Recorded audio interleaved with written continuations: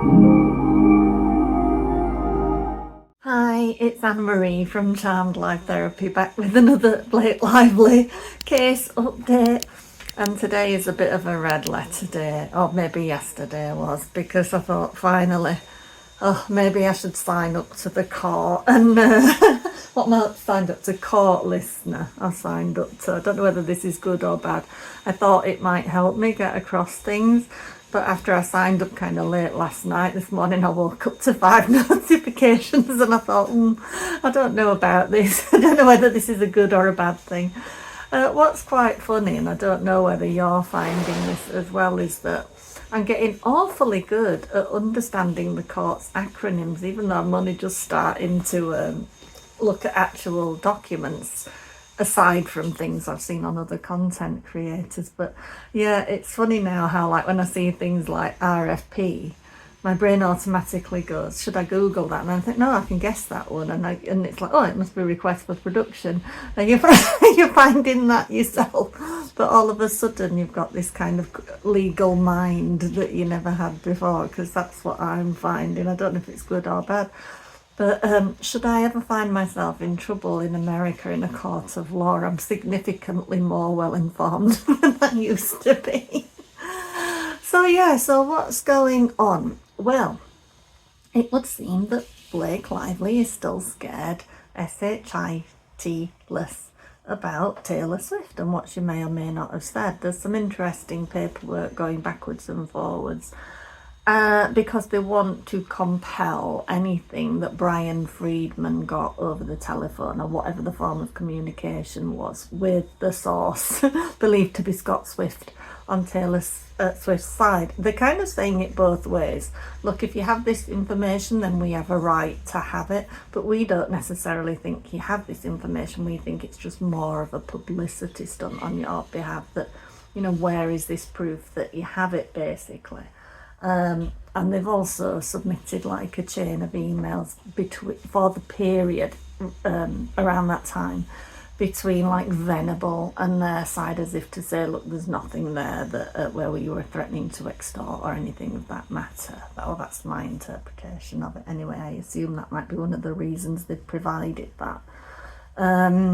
So yeah, they're kind of insulting Freedman's side at the same time as desperately wanting access to whatever was obtained. And they're kind of really laying it on thick that they believe that Freedman's side of things are trying to make use of Taylor Swift's fan base. And I find this really interesting, because I don't know about you, but to my knowledge, the Swifties have not really said or done much about this thing at all. I'm not seeing any Swifties backlash against any of this. You let me know if you have, but Swifties seem relatively quiet on this thing. I would think that Swifties, given how dedicated they are to Taylor, they don't really want to up the conversation about this thing, because your average Swiftie knows that Taylor wants nothing to do with it, so why would they generate more buzz about it in the press by speaking one way or the other en masse about what's going on? So I think that's just a load of fluff, really. And they also make note of the fact that in Blake Lively's amended complaint, there's not one mention of Taylor Swift in terms of anything. But just because they haven't mentioned it doesn't mean it's not relevant, does it? So they're trying to downplay Taylor's impact on this case, that it's like there's nothing there, except for the fact that she was all over the place, wasn't she? Reminding everybody of how much Taylor was a bestie and how much Taylor had inputted and all of the rest of it. So I'm sorry, Blake, it is relevant, that one. But yeah, so there's some backwards and forwards going on about that. It also seems there's a nice letter from Freedman. It's like my first in-person reading of a Brian Freedman letter to the judge, where at the moment, Blake seems to be trying to compel a whole bunch of third-party people connected to Wayfair, I presume are employees in one form or another, and just basically saying they're not complying and there should be a deadline on it and all of this. But there's a lovely letter from Freedman saying kind of, yes, we are complying and we have been, and you're aware of that, and it's on a rolling basis because the level of documents required and all of that is significant. So as it comes in, they are getting it, and that she's misrepresenting to the court what is happening. And he kind of does lay it on nice and thick, does Brian, that, you know, this is a pattern of behaviour on Blake's part, that she runs to the court for immediate compliance at the drop of a hat, even when she knows things are actually quite different than that. The reality is quite different. Seems those people have already had their phones forensically analysed and things like that, so there is obviously some complaints, but there really are butting heads against the significant things, aren't they? Like the things to do with Taylor Swift and the Van Sham subpoena. There's a real there's like fisticuffs going on, so I'm not quite sure how all of that is going to pan out. And then one of you, my Deandra on here, my little friend that's in my comments, she directed me to Steph with the Deets last night. Can you hear dogs barking in the background? Because, and I keep trying to make a video on this other guy that has some involvement in the case. I've forgotten to remind myself of his name. I think he's Brett. But he's kind of got an interest in Baldoni's case and in what comes up in discovery. So I will make another video when I can really let the other side of things sink in, because it's quite complex.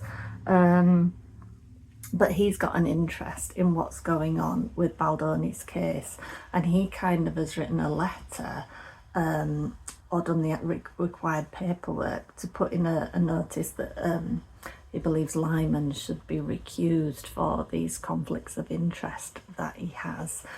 He's previously petitioned the court, as I say, about protecting discovery materials that might come out, because when you look at, he and his wife kind of believe that Ryan and his buddies, people like Sean Levy and Rob McElhenney, and it always makes me laugh, Rob McElhenney, because everywhere somebody has to say his name, you get a different variation of it, don't you? But yeah, it would seem it shows this pattern of behaviour that they have of taking people's identities, their intellectual property, the way they look, their habits, their mannerisms, the clothes they wear, and putting it into their own projects.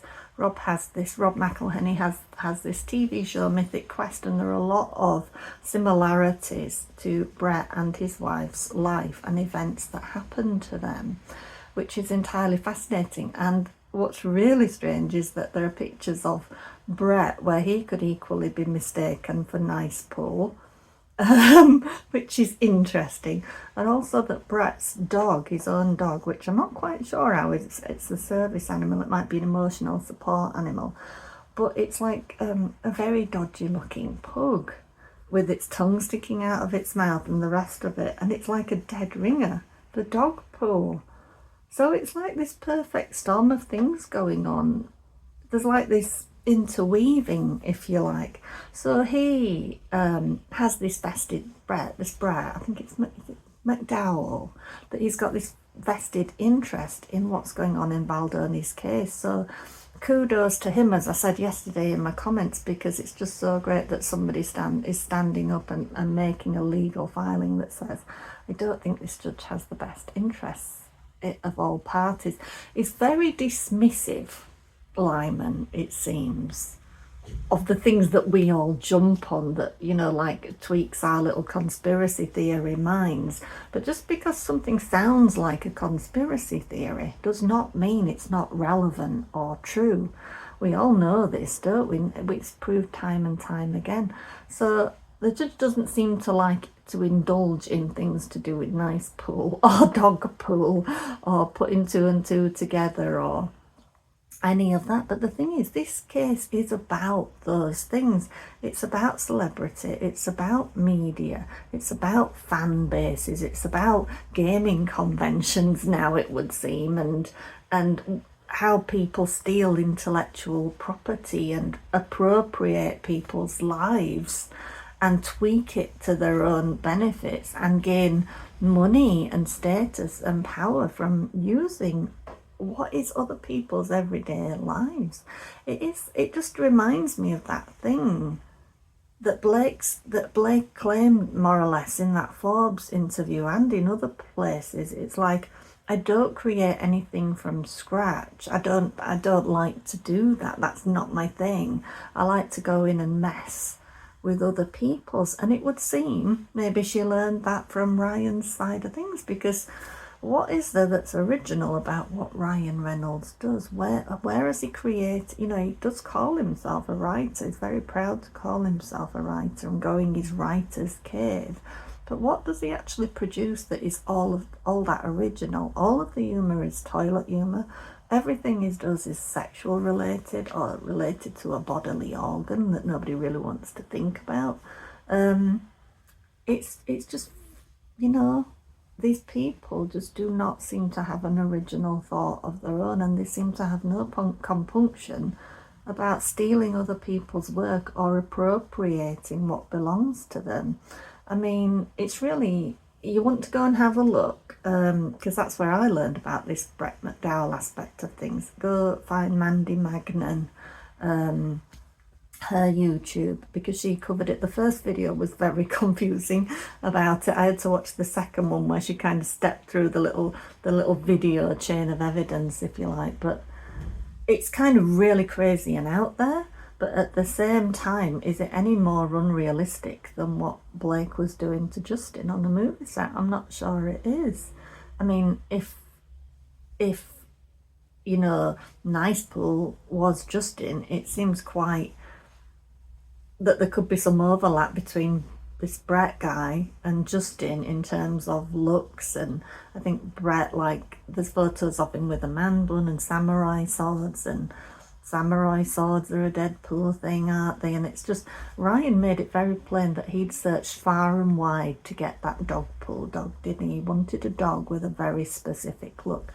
And when you put pictures of Brett McDowell's dog next to dog pool, they're like spitting image. They're not quite the same breed, but the tongue out of the mouth and the wizened face and the goggly eyes and the rest of it, it's all very, very So this thing is never going away, and it's going to keep evolving, I would say. But it'd be interesting to see what Judge Liman does now, and whether he will start to become more willing to look at some of these things that he would rather not be dealing with. He might be forced to start approaching this case as a conspiracy theorist like the rest of us. Otherwise he might be recused, you never know. So what else has been going on? Oh, that's the other thing that I found really funny about the terminology aspect of things is, for all the legal jargon that they use, fancy terms and that, I noticed that many times these requests for production are for documents and things. And I think things, it's such a boring little word for what they're after, isn't it? Could they not have come up with a more legal word for things? Documents and things is how they term it. So yeah, Brian, I do enjoy reading Brian's letters, I must admit. I'm not going to get into going back and reading all other things in the past. But yeah, other than that, I think the next thing kind of is that's a bit interesting is Blake is mad keen to have this subpoena served on Matthew Mitchell, who apparently is a former vice president of Jones Works. So they're chasing, they can't get him at his address, the address Justin's side provided for him. Though why Justin's side should have to provide any more contact for Jones Works, who I guess they do, because at the time he maybe worked for their side of things. But it's like, do they really need any more communications of Jen Abels? What more are they hoping to find? So they tried serving this guy about 8 times apparently, and they can't get him at his home address. So they filed a letter asking, can they serve him by social media, so such as LinkedIn, or by telephone, because they have a telephone number for him.